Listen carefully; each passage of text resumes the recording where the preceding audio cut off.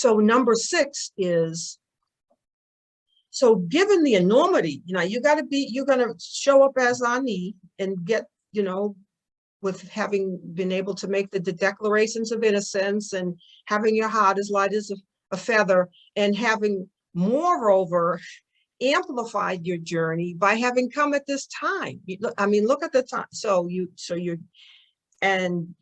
have worked through your traumas and pains, and you have moved to heal and reassume stewardship over all the kingdoms, all the animals, the plants, the fact that, man Santos has taken over the seeds and has corrupted the foods. And, so we have so much work to do in terms of our environment, of our planet. And we see that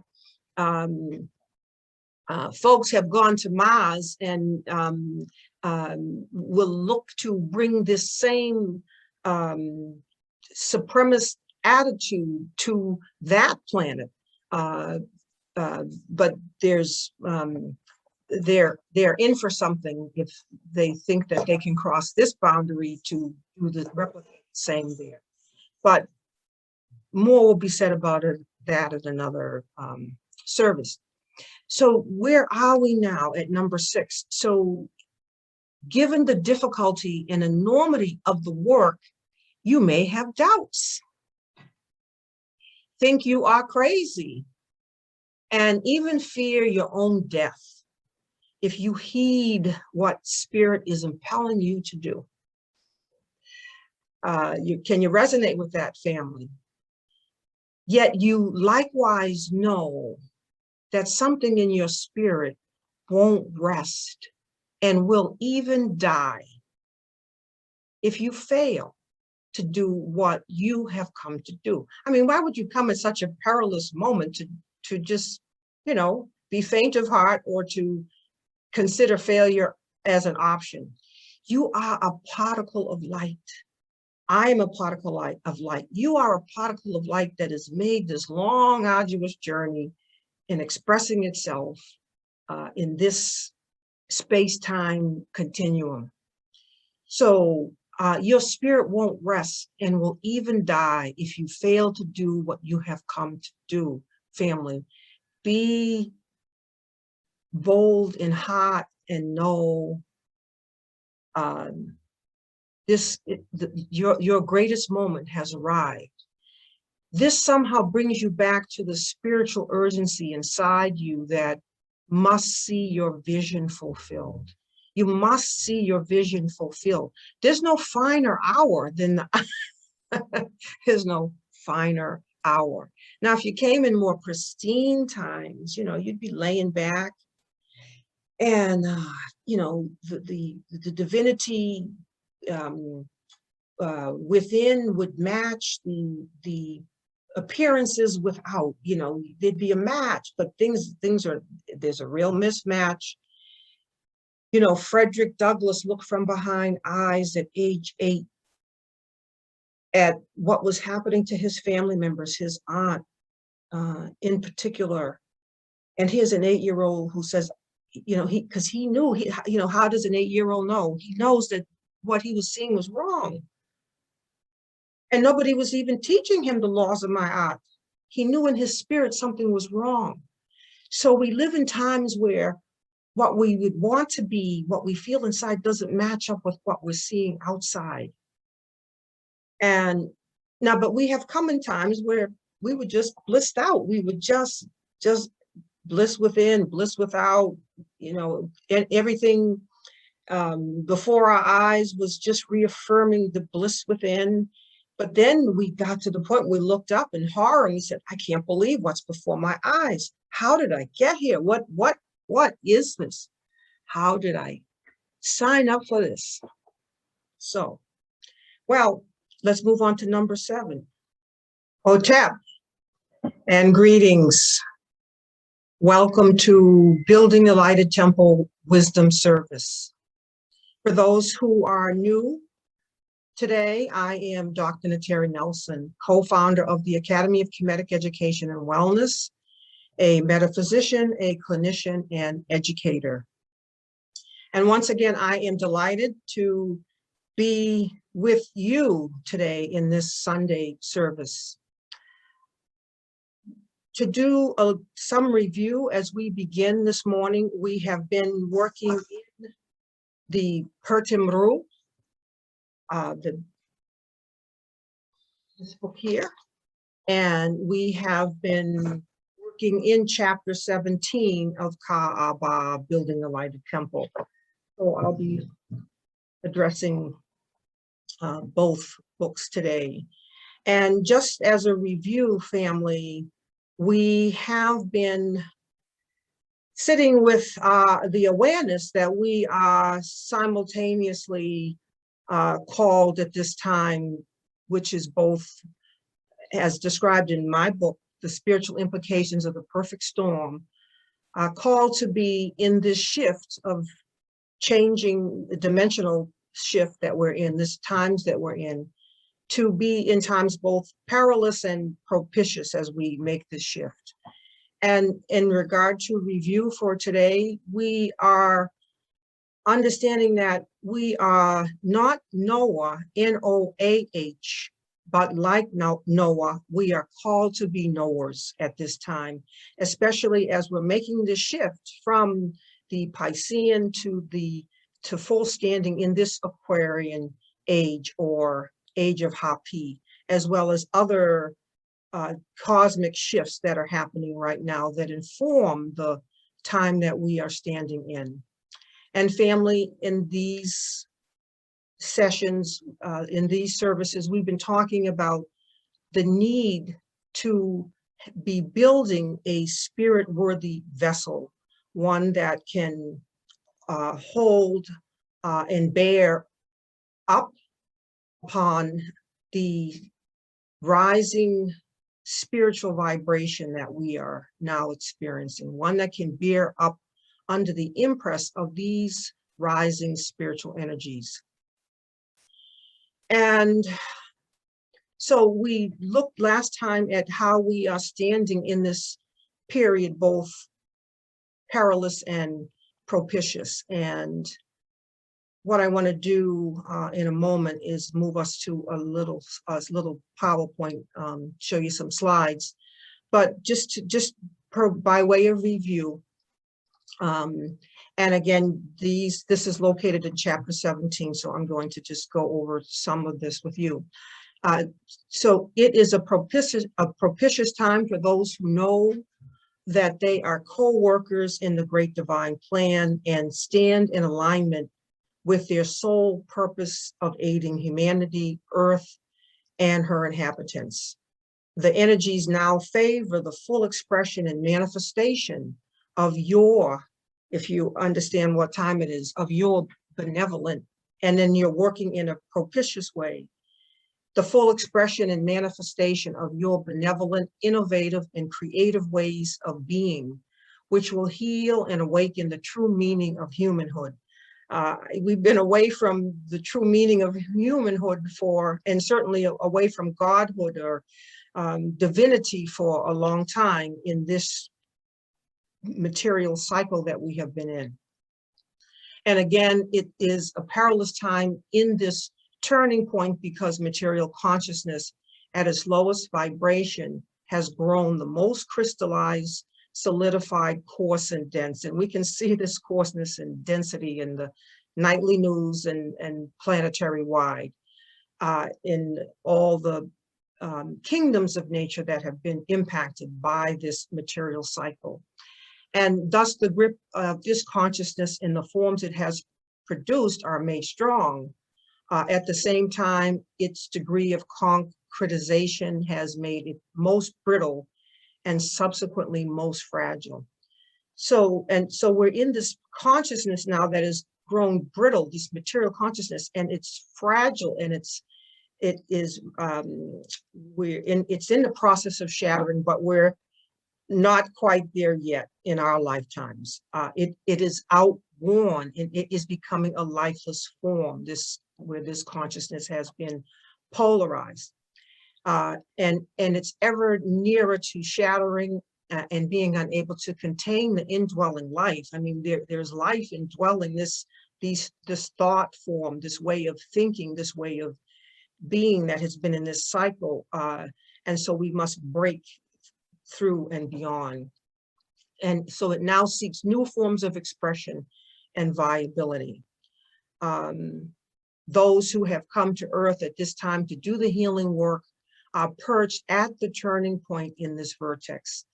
And know, family, that you are the heralders and the bringers of this dawn that we are emerging into. But also know you have the hard work of building the new world in the midst, in the midst of the contending forces, which will work with ferocity and treachery to hang on to the old. We are in that grip right now. Those contending forces will wax and wane in strength during the Earth's transition out of its despiritualization cycle and into its re-spiritualization cycle. And I have said this in other videos, family, but once again, just to emphasize the seriousness of the time in which we chose to incarnate. Facing the contending forces will feel like facing a massive and grotesque fire-breathing dragon that is writhing and agonizing as it takes its last gasping breaths. It is most dangerous because even though it has been dealt this death blow, it makes it most dangerous. Even as it gasps, you must watch out for the mighty tail as it thrashes and whips around to strike and destroy those in its midst as it too is destroyed. So this is the closing cycle that is happening, but we must be beyond this. We must transcend this material cycle. So those helpers and healers are called now from all races and all nations and must build in the midst of devastation and destruction of the old. And in future services, we will begin to discern more those seeming racial types, and where we're called to have the utmost discernment in who is actually a helper and healer in this process. We must have the greatest discernment because it's not just about a color, it's about a consciousness and how active the first eye is in this work. They must keep their alignment and focus, knowing we are perched both perilously and propitiously allows us to be both cautious while optimistic in our approach to living and serving Earth and her inhabitants at this time. Family, my work, I have come to really emphasize the time in which we are in so that we are prepared. It's not a time for the faint of heart. We didn't incarnate in more pristine cycles, at least this go around. Massive planetary disturbances are occurring worldwide. What does this all mean? It means rising waters, raging fires. We saw volcanoes over the weekend since our last service, twister winds and shifting earth beneath our feet. We have the literal threat of floods with the melting of the polar ice caps. And there are a number of changing cycles that are affecting what is happening now on our planet. So these are described all later in the chapter. But we are now looking at the cycles that are converging to create this perfect storm. So what I want to do now is show you where we were, where we are, and then come back to this PowerPoint. Just a moment. Go to this PowerPoint. I want to share my screen with you. First of all, I want to say Hotep to everyone too. Let me just do that here. Okay, Hotep is welcome. So wonderful to see you here today.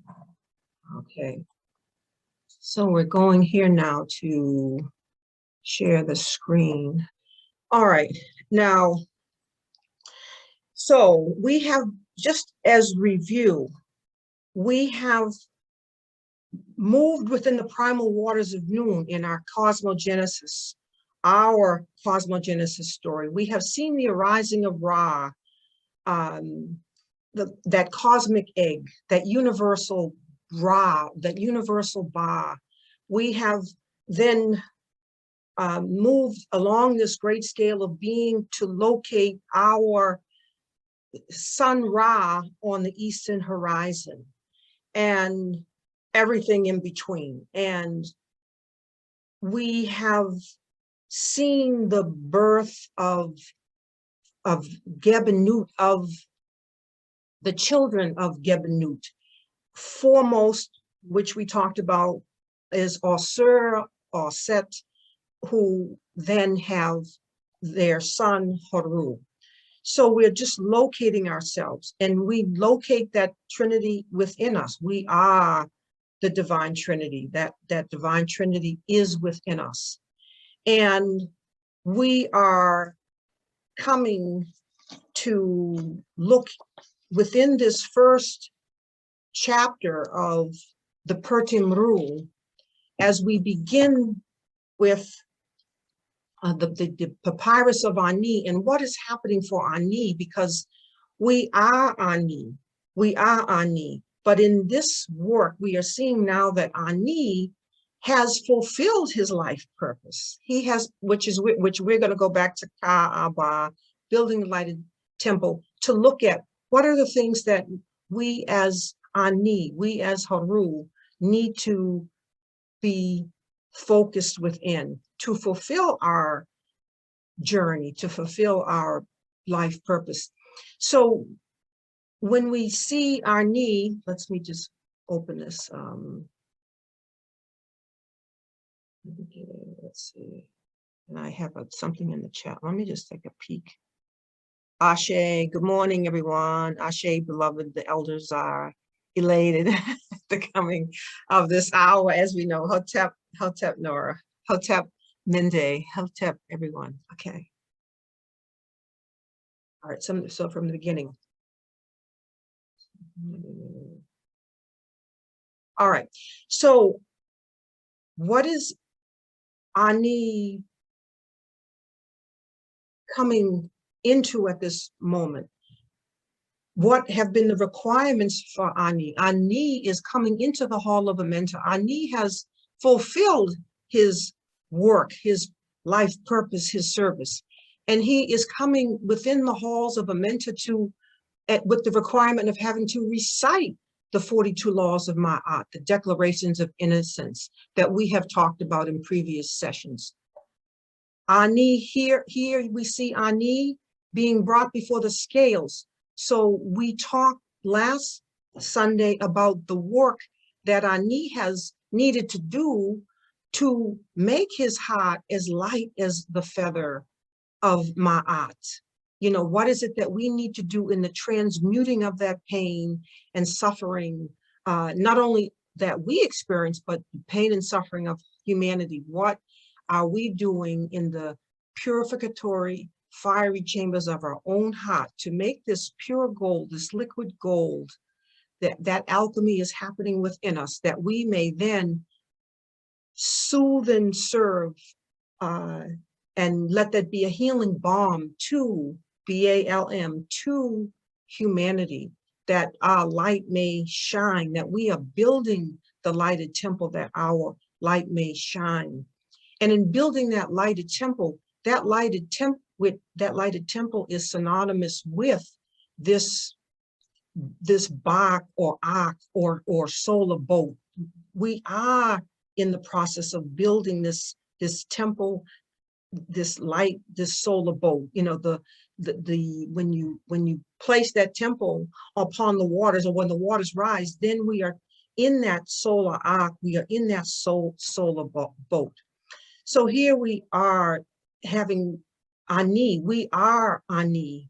Ani is just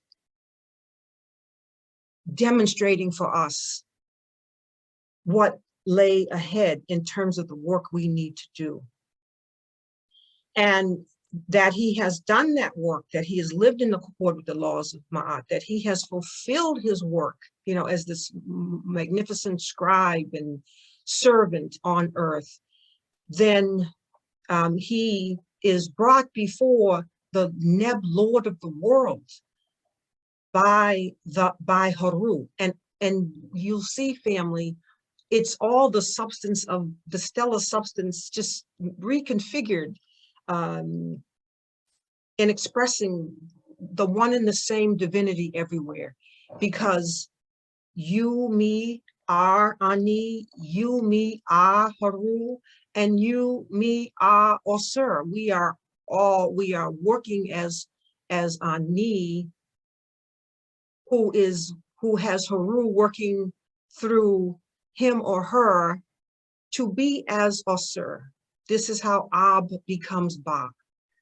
So Ani is now coming before the Lord of the world to state that and to be found now as Osir. All right, so his name has changed now. He has become not just Ani, not just Haru, or a Seshu Haru, a follower of Haru, inside following Haru to be as the Father, but now he is Osir. And we know in our Cosmogenesis that Osir takes on all of the attributes of Ra, because Ra is, the naming is, and so let's pour that libation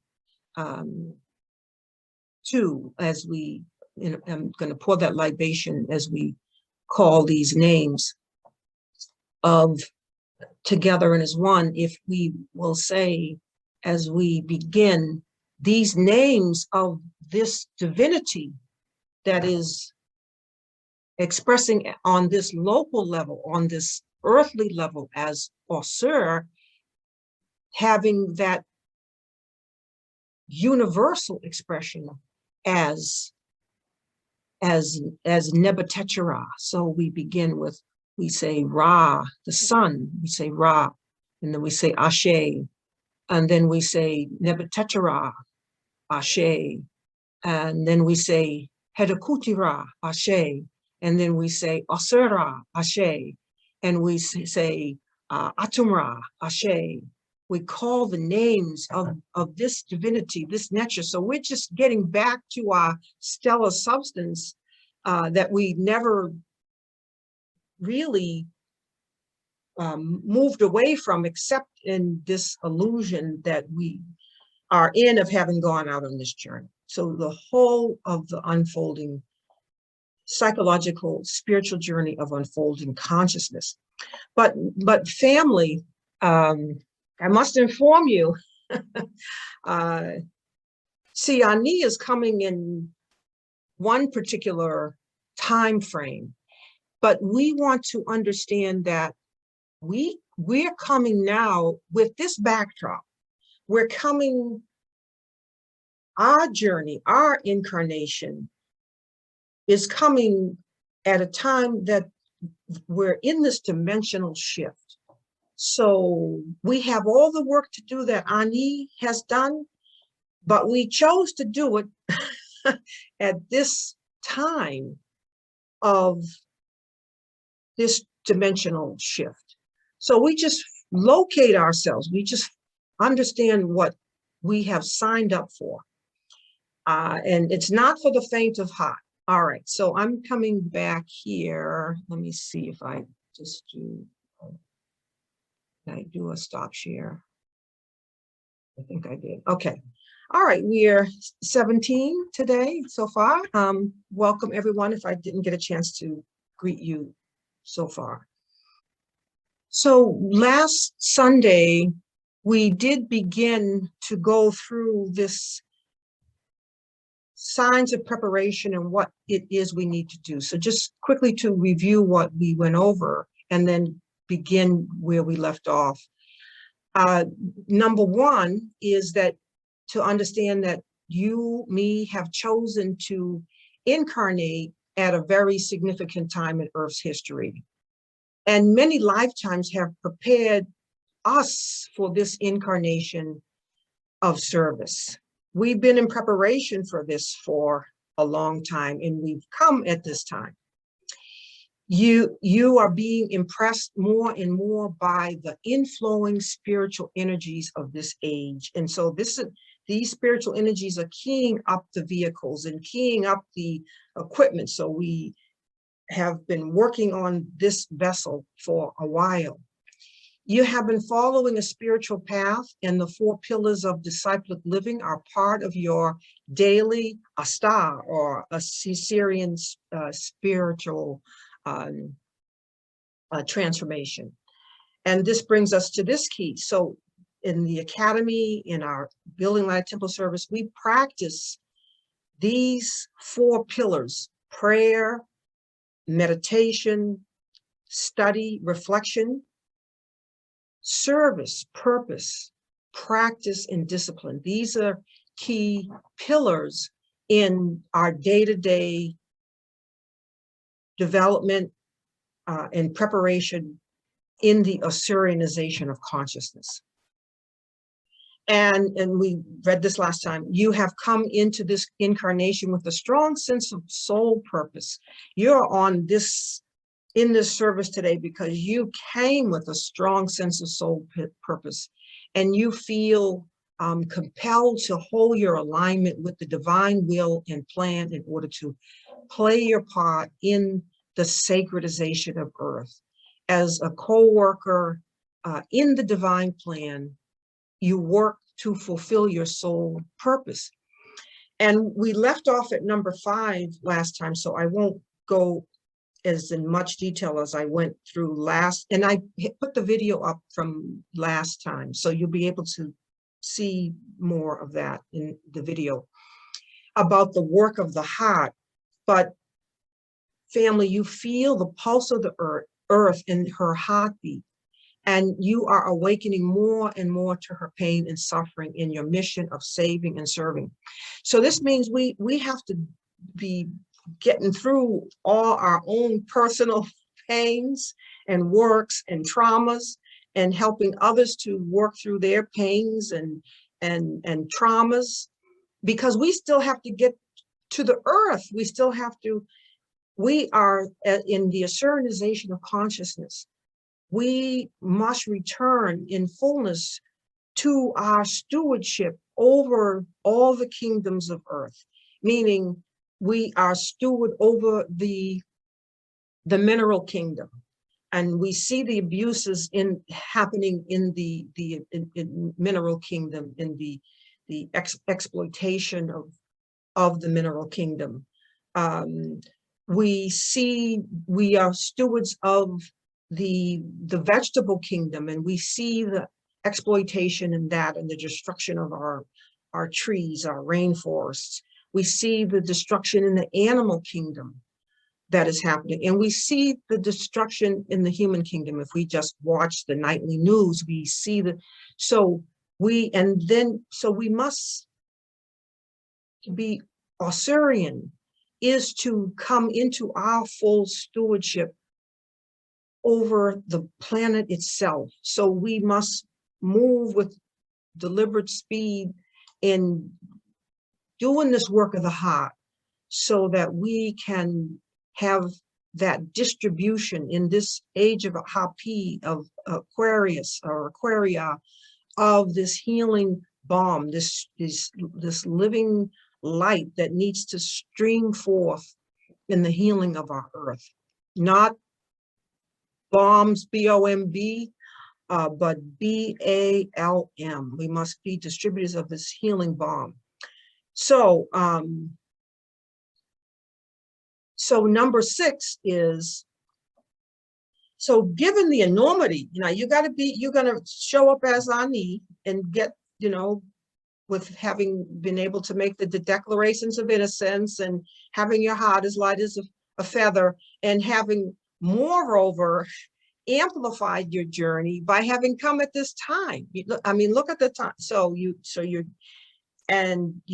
have worked through your traumas and pains, and you have moved to heal and reassume stewardship over all the kingdoms, all the animals, the plants, the fact that, Monsanto has taken over the seeds and has corrupted the foods. And, so we have so much work to do in terms of our environment, of our planet. And we see that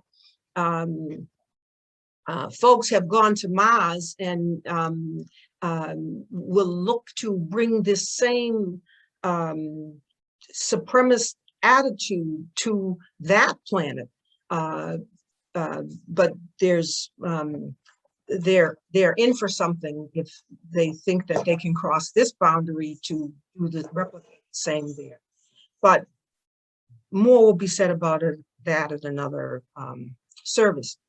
So where are we now at number 6? So given the difficulty and enormity of the work, you may have doubts,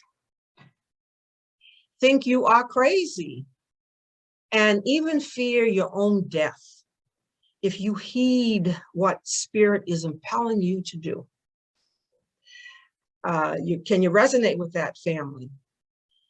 Yet you likewise know that something in your spirit won't rest and will even die if you fail to do what you have come to do. I mean, why would you come at such a perilous moment to just, be faint of heart or to consider failure as an option? You are a particle of light.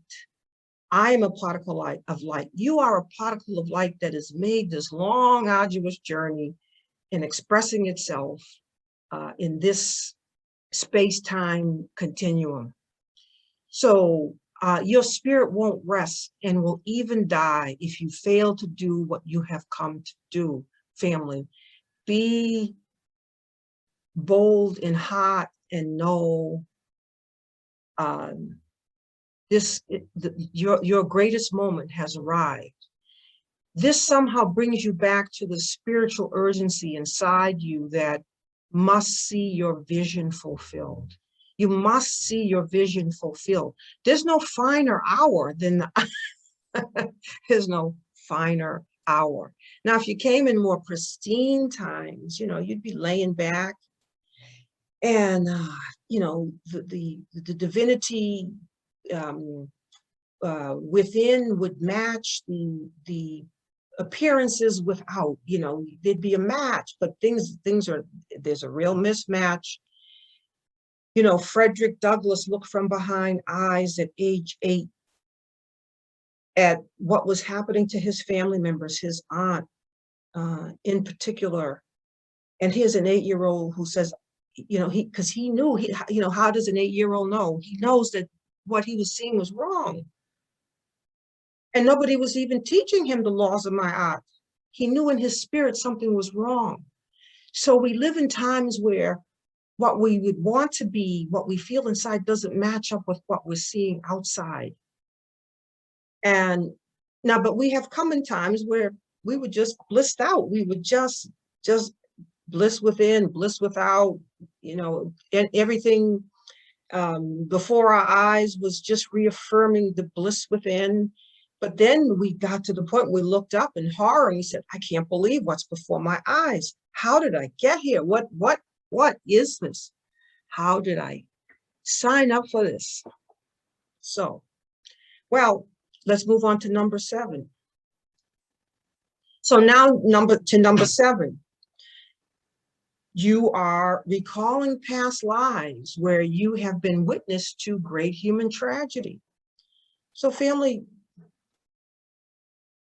you maybe have been getting glimpses in your dreams and where you've been a witness to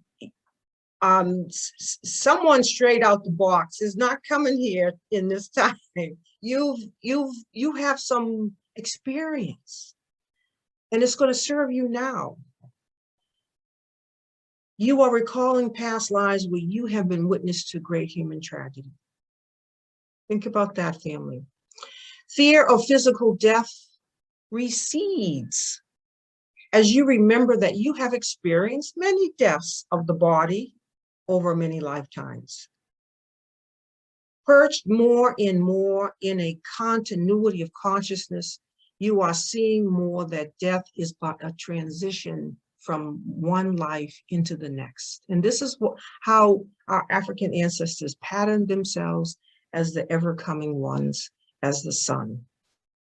You have been in rehearsal for this moment over many lifetimes. Consider that. And the moment has now arrived to be of greatest earth service.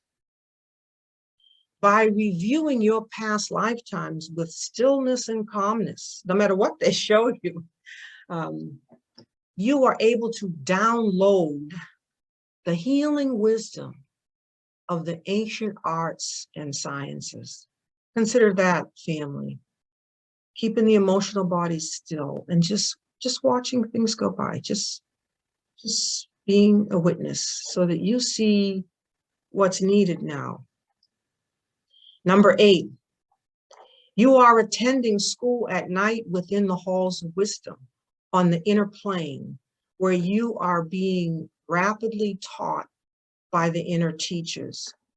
You download from the Akashic records outlines of past, present, and future events. Do you feel that happening, family? This downloading where, and that, you know, feeling that you're being worked on. And one important ritual to do before you go to bed at night, after you do your teeth, whatever you brush your teeth, whatever you do, the last thing you do before you go to bed is you wash your feet, and you do your libation, your prayer at your altar. You have your morning altar, your evening altar, the akru, the east and the west, your morning altar, and where you do your prayer and invocation work, and your nightly altar.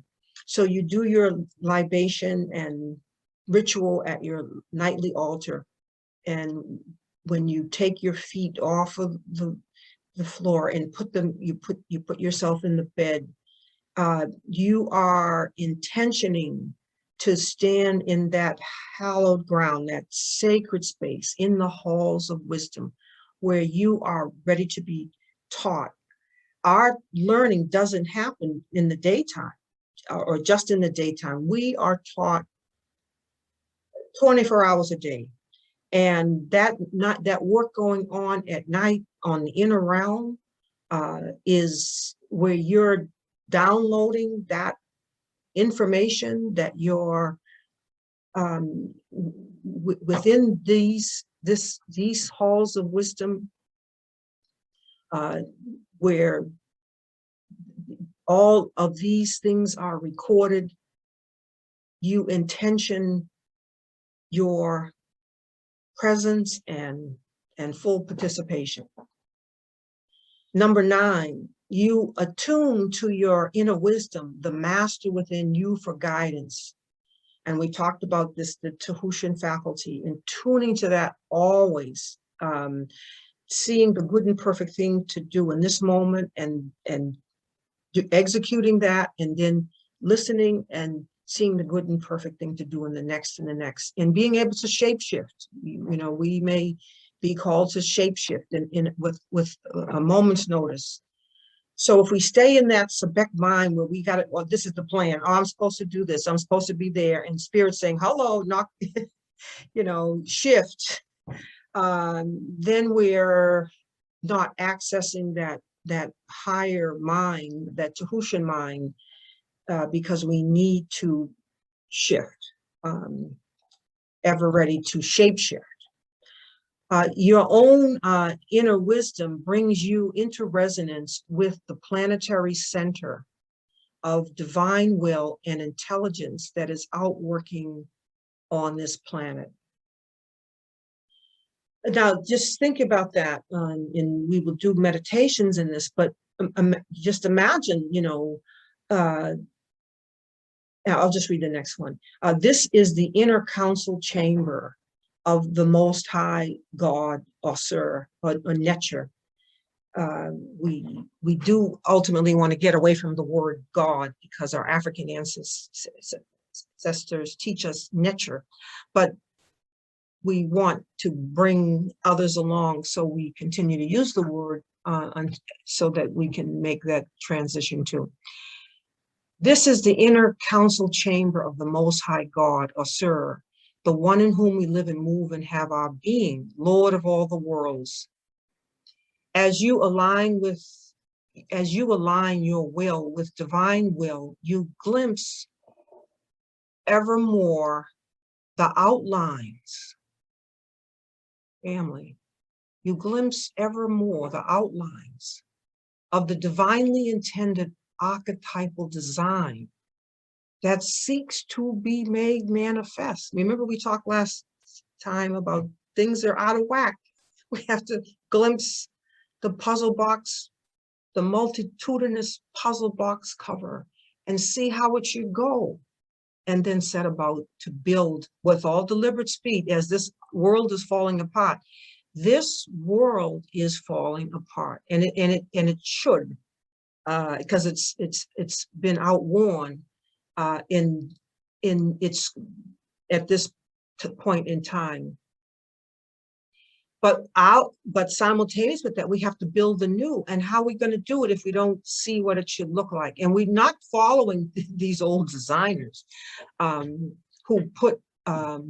did their own personal designer thing without ever referencing with the divine mind, the divine Tahutian mind, the higher mind, to be in accord with something other than one's own personal. This past week, in Congress, the leader of the Senate asked the Republicans to do him a personal favor and not vote to have a investigation of the happenings of January 6th. You know, this is like a person, you know, we're talking about just do this for me. It's just how egotistical, what about the rest of the world? What about the rest of something beyond one's personal plan and desire? All right, so you seek to build a world more and more in accord with the divinely intended design and purpose for our planet. And I just want to see if there's any questions. Just a moment. Okay, good. All right. Okay. So.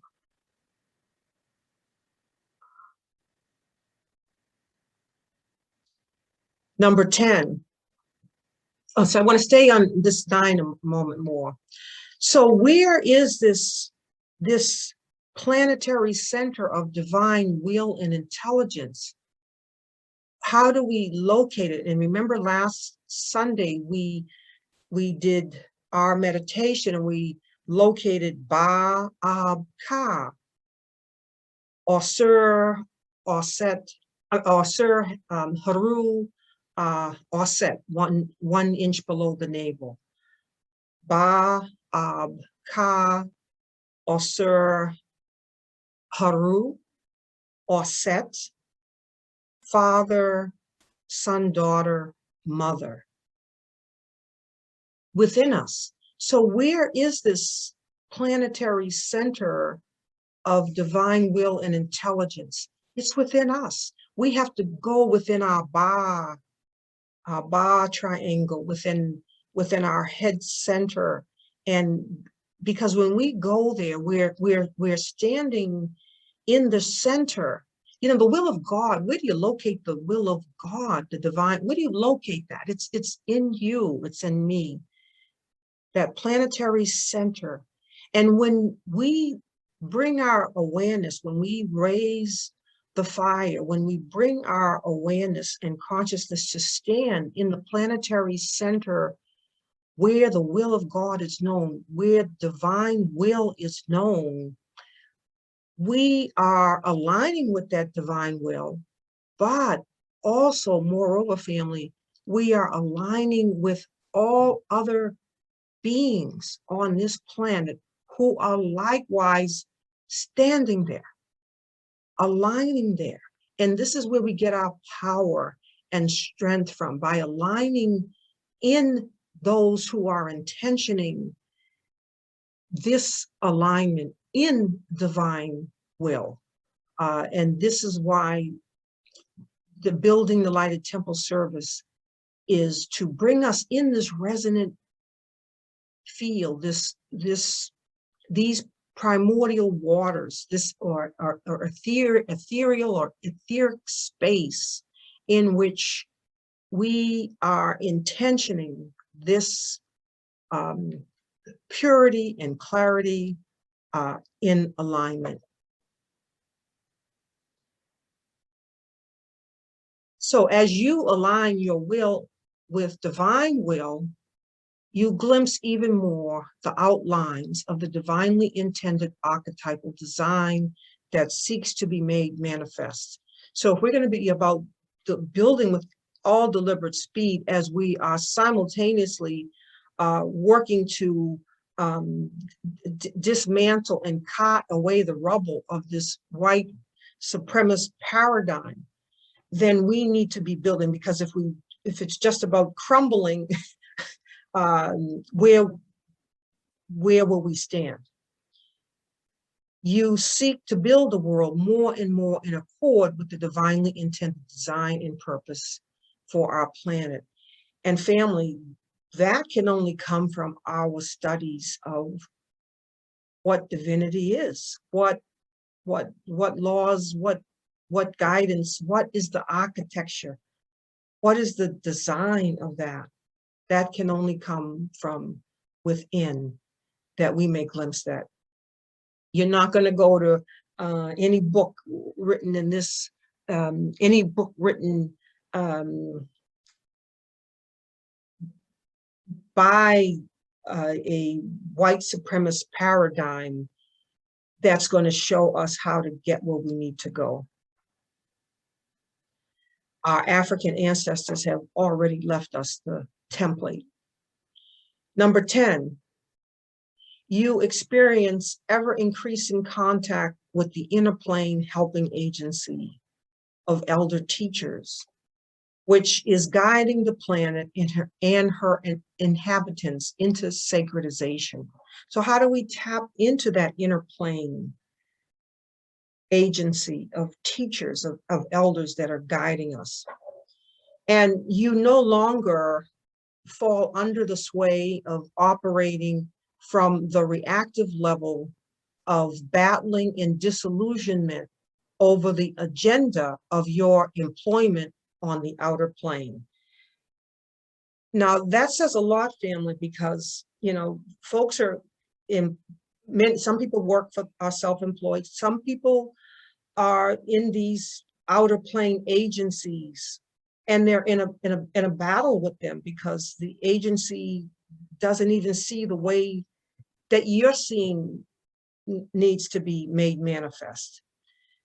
So instead, it says you easily and clearly see where these outer plane work agendas are lacking innovative ideas and are powerless to truly heal. That's the key. I mean, we can treat symptoms all day and all night long, and get another pill to treat the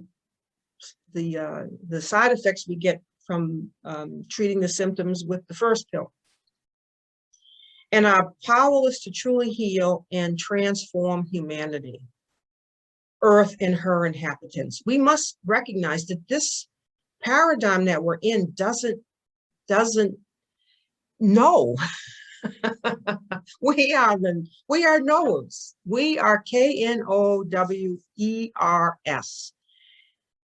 We will be, we're already in peril, but we will be in more peril if we wait a moment longer for others to be about seeing the archetypal design putting that forth and being about building the new. Instead, you attune to the agenda of this inner spiritual agency for guidance, trusting within yourself, divine ideation and direction. You find balance between the bread and butter demands of the material world and the call of your soul. You are coming more under the grip of your soul program. So we know we live with those tensions of those bread and butter demands and how we have to pay the bills, and at the same time our soul is knocking and calling us to be about the reason and meaning why we have come, with full force, full urgency, full agency. So at number 11 is that working now from the level of cause. So because that's where we're going to the level of cause, not effect. We're not working in an agency and we're working with the effects. We're going to the level of cause to see how to change what it is we see on the level of effect. Working now from the level of cause, you become a co-worker and co-creator in the great divine plan and a causative agent in the outer world. Are you working, family, to be a causative agent in the outer world, or to just have business as usual? Or as they say, let's get back to normal. Things weren't normal. They might have seemed normal for some folks.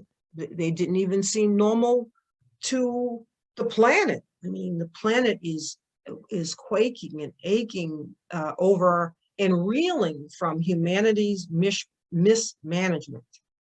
So it is our time to work from the level of cause, knowing it's not going to come from this old paradigm. You seek to make changes in your outer plane agency, knowing your true inner plane employment. Like, who do you really work for? Knowing your true inner plane employment in a higher agency. You're not working for this outer plane agency. You are employed by a higher agency, the same agency that Ani was employed by. Who's your employee? You have a sense of being worked on from the inner spiritual realm. So you have assistance. If you experience these sensations that you're going to feel as assistance versus being spooked up, we're well beyond being spooked up. You are being aided to bear the impress in higher spiritual vibration of the inflowing spiritual energies.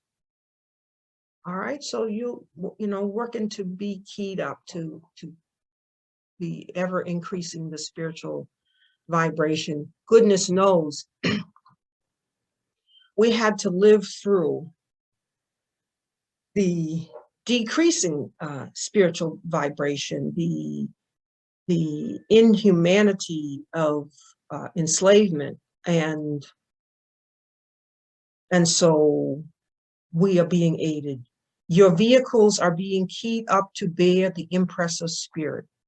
You feel a great sense of expectancy, as though something wonderful is about to occur, even if the details are not clearly revealed. You feel that, family?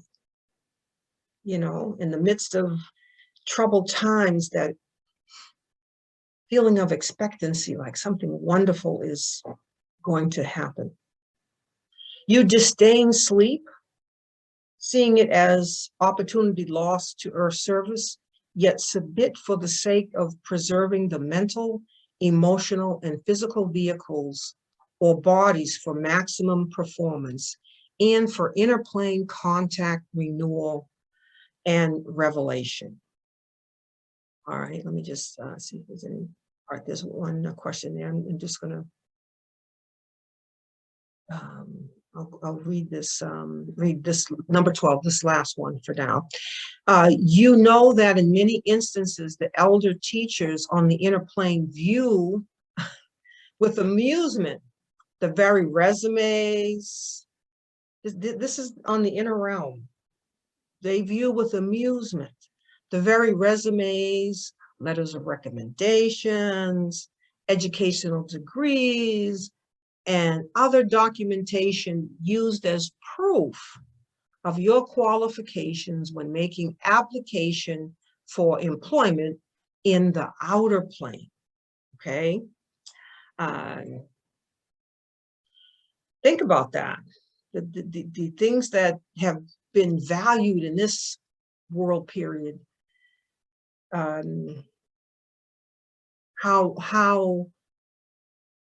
what their diminishing return is in terms of your inner plane qualifications. You know, the very thing that gets you fired on the outer plane raises you immensely in your inner plane, and before the elder council on the inner plane. Just consider this when you are in one of those bread and butter employments where you have this manager who's treating you terribly, and you feel boxed in, like you got nowhere to go. Well, that's not true. And as a matter of fact, that very situation is calling you to reach and lift higher in your standing and consciousness and employment on the inner realm. Be assured that you have awaited this moment for eons long, and even if you have residual doubts and fears, you are prepared, protected, and empowered now for this moment in our Earth's history of reascent into sacredness. So I'm going to answer this question that someone has asked. Let's see. Just wanting to thank you so much for being the voice I have been hearing in my guidance. Oh, I'm so glad you, Hotep Baja. I sent that just, I hope that you would get it, and here you are. This is a blessing to me, Baja, that you're here. And I even said, if Baja gets this and appears, it's a beautiful sign. And there you are making your appearance. So thank you for being here. Thank you so much, Baja. Okay, so we open to other questions or comments, and we are 17 here, which is wonderful. We want the doors, the gates to open wide and have people come into this resonant building the lighted temple space and service, and yet at the same time, it is about a vibration. And so if you're here, you are ready, and you are here for a mighty reason and purpose. All right, so I'm going to go to here now. Now, I want to show you, and so we're getting there, the Pertimbu. Go here to our sacred text. I'm going to share my screen with you. All right. Now,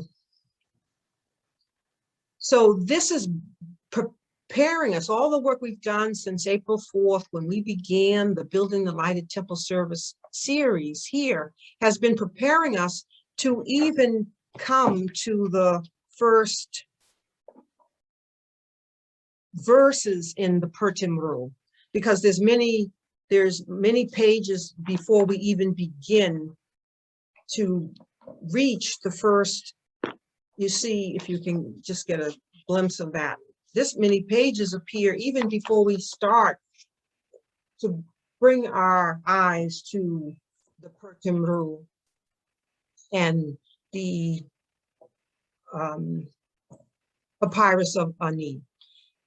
What I want to do here, what I'm showing you here, and you have the link to look at this as well, but you don't have to move to it now. I'll just show you here, is we're on page 5, and we are at the end of this section on page 5. Now, why do I go here? I want to show you the ending to go back to the beginning of this page 1, because it speaks to where we are, because it is Ani now who is talking about the boat,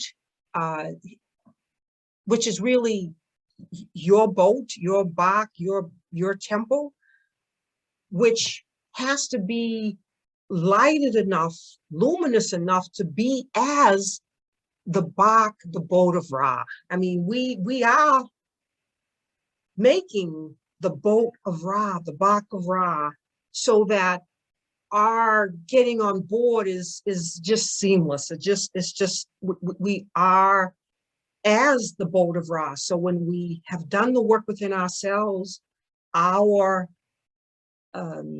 getting on board is seamless.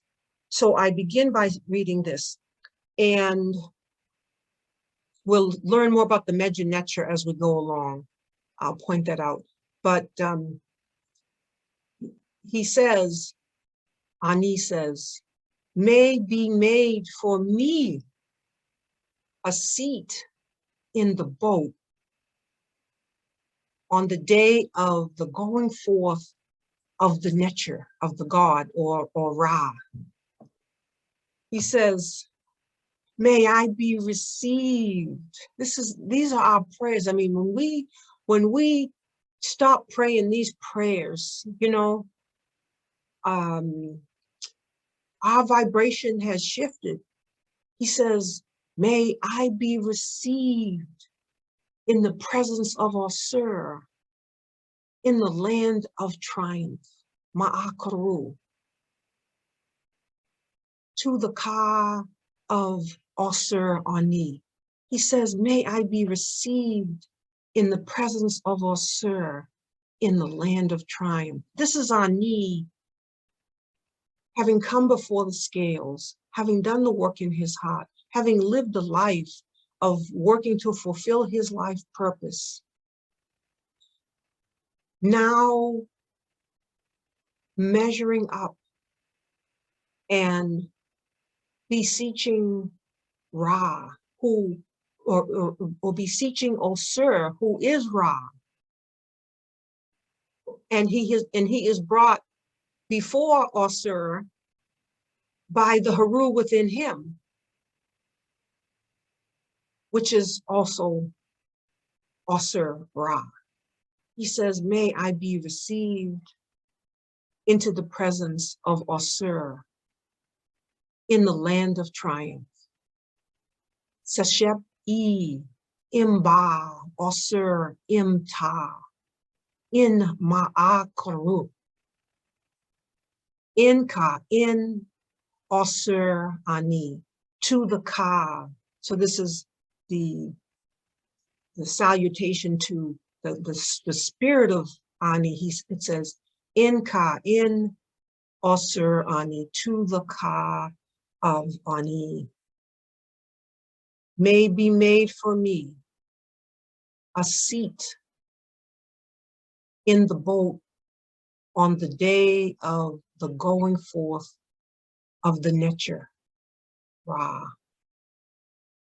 May I be received into the presence of Osir in the land of triumph. And this is where we're going, family, to the land of triumph. And salutation, in Ka, in Osir Ani, to the Ka of Ani, to the spirit of Ani. So family, we will be going to the beginning now of this verse, and I'll just do some of it as time allows. You know, we're being exact and ending on time. I want to see, there's a question here. Let's see.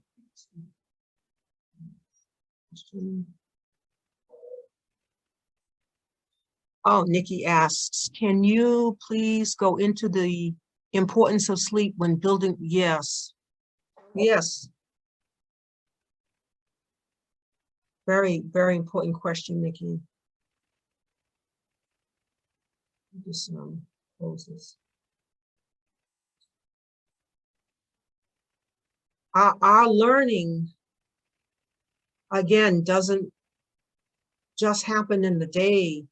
It happens at night as we enter into the hall of wisdom, where we continue to be taught on those inner realms.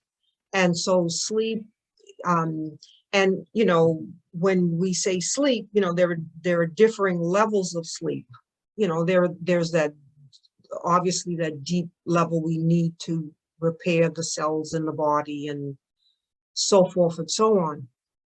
But there is that sleep, which is a kind of twilight, where we are very active in downloading and listening, in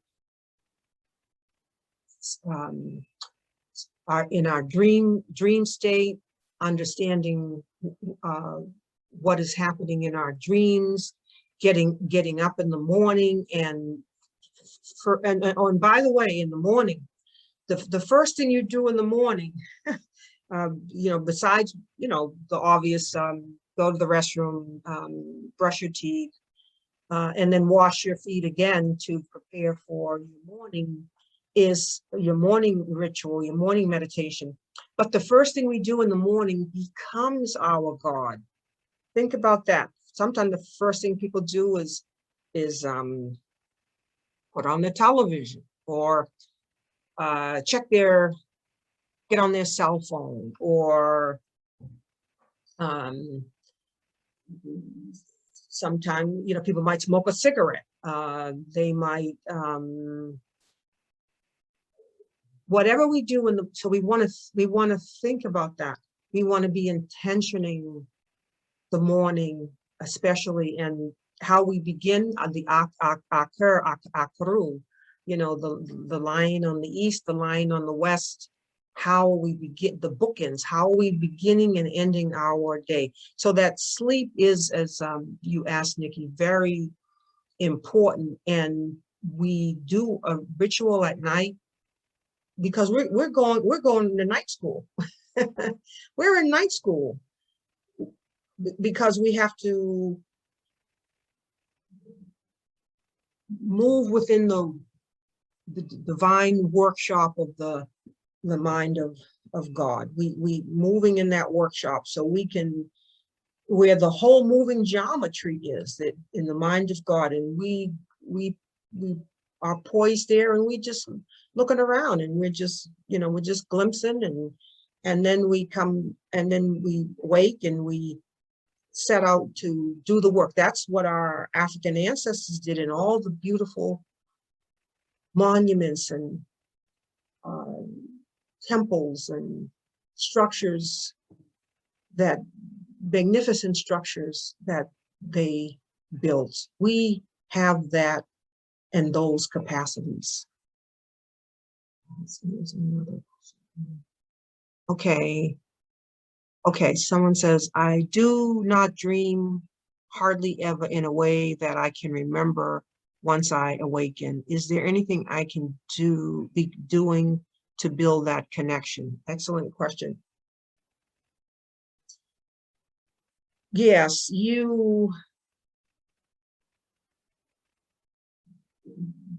dreams, because we're in another realm of consciousness, are so subtle, so ethereal, that it's so important when you wake up, or even having by your bed a pen and paper, that you can put down anything you remember, even a slight sensation of something. The sensation that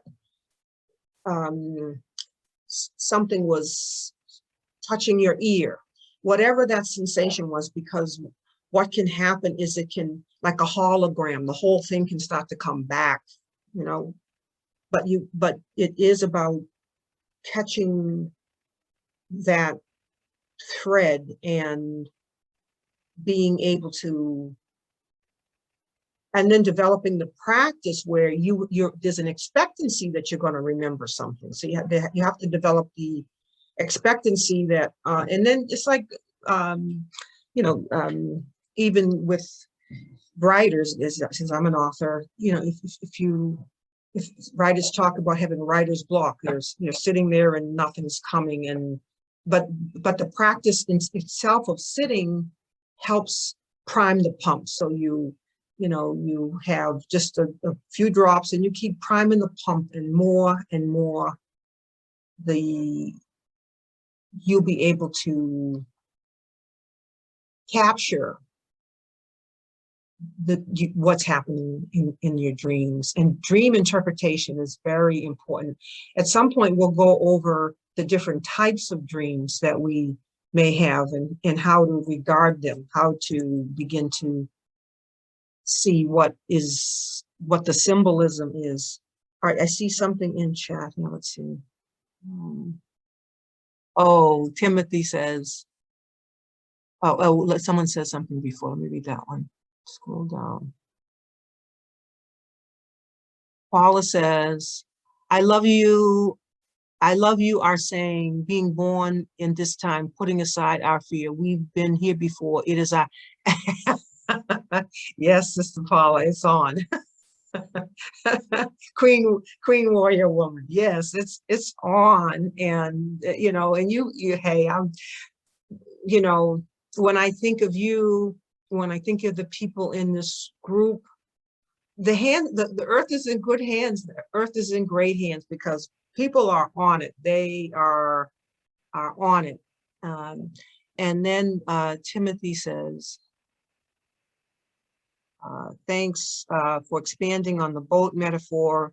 Very powerful, of unpacking and understanding the Noah story on another level. Yes. Yes, absolutely, absolutely. Beautifully expressed. All right, so, okay. And then Nikki says, how do we release fear? You said this time isn't for the faint of heart. How does one strengthen that heart? Well, certainly fear is one of the things that, the emotions that needs to be transmuted, and you know, so that you are creating that substance in the heart. You are creating that substance in the heart. Facing one's fear, you know, turning to it and asking it, what is it that it wants? When fear comes, ask, and fear may come in different ways, or fear may mask itself in different ways. Fear may come as a pain, fear may come as just plain feeling the tension or terrified in the body. But when it comes, you know, it might feel like a tiger pouncing on your chest. It's important to just, because, you know, in fear, you know, what happens is we have that feeling that is favored, like the favored feeling may be one of fear, the favored feeling may be anxiety, the favored feeling may be doubt, the favored feeling may be remorse, the favored feeling may be bitterness, the favored feeling may be regret, and so forth. And hopefully there's some favored feelings of joy too.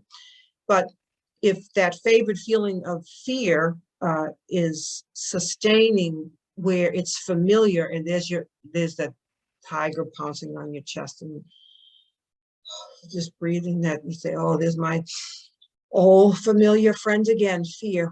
What is it that you want from me? Just have a conversation. Just,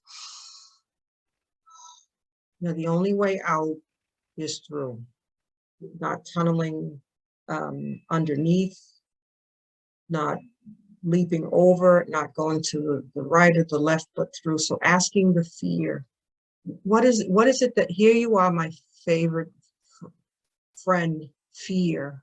What is it that you've come to teach me? What is it that you want? Just listen to what it's trying to tell you. Fear, any emotion, anything we feel, is, if we follow that fear, we'll see what it leads to. It will lead to, yeah, I do need to be more careful in this area here. Fear's arising for a reason. Oh yeah, I do need to be more cautious here. Or fear may be arising and you see, I need to stand up to that coworker. I need to, and so to be about the rehearsal of your words and how you're going to express yourself in the words that you say to the coworker. But fear is there, every feeling is there for a reason. And if we just sit with it and then trace it to its, like, for example, we might feel guilty, like this feeling of guilt. And then when you trace that, just follow it, just see where it goes. It says, oh, I need to apologize. I need to apologize. And that might, apologizing, sometimes the very act of apologizing isn't in everyone's repertoire. Not everyone says, I'm sorry, and I'm sorry, and can itemize what it is they're sorry for. So I think we're at that time. And thank you so much for the questions, beautiful questions. All right. And so I leave you, family, with the beginning of these words, which we will begin with next time. We will learn to read them in English, but we will also read them in Međunačje. And so this book begins with dua, Ra, dua, adorations of Ra. When he rises, what we do is the noun, the pronoun comes after the verb, as you'll see. Also, the adjective comes after the noun. But these are just the grammaticals of Međunačje. But we say dua, adoration of Ra, when he rises in the eastern horizon of heaven. Behold, Osir, the scribe of the holy offering. So he's now called Osir, the scribe of the holy offerings of the Nebu Netru, the gods of all. Ani. All right, so Ani now is this title of Osir. Says he, Jet F, he says, homage to you, who has come as Kepra as the creator of the Netru. So we talked in the creation and our Genesis of how Ra is in that spiritualizing of Kepra, where within that egg, there are eggs within eggs within eggs, the sons within sons within sons, in that grand total universal Ba. So he comes in the form of Kepra as the creator of the Netru. And then we say, you rise, you shine, making bright your mother, crowned as king of the Necharu, the gods. Do to you, Mother Nut, her two hands, the act of worship. Receive you, Manu, with content. Embrace you, Ma'at, at the double season. And I just want to see if I can scroll down to these words that I want to leave you with. Is it reading too far ahead without really going into it? I want to just scroll here and we'll go back because I want to leave you with these words. It says, ascribe praise to Ra. Ascribe praise to Ra. Oma Au and Ra. Ascribe praise to Ra. Neb Pet Abti Onk Ujasaneb. Many have heard this Medunetic language. Onk, I wanted you to see Onk Ujasaneb. Ascribe. So if we can end with this, ascribe praise to Ra. We can say this together and as one. Ascribe in our closing. And I look forward to seeing you next Sunday, family. Please tell others, please invite others, share the guest pass with them, bring them into this sacred space. Ascribe praise to Ra, the Neb of heaven, the Neb of Pet, the Prince, Onk Uja Seneb, Ari Netru, creator of the gods, Pa'u Ten, Su M Aru F Nefer M Ka F M Atet.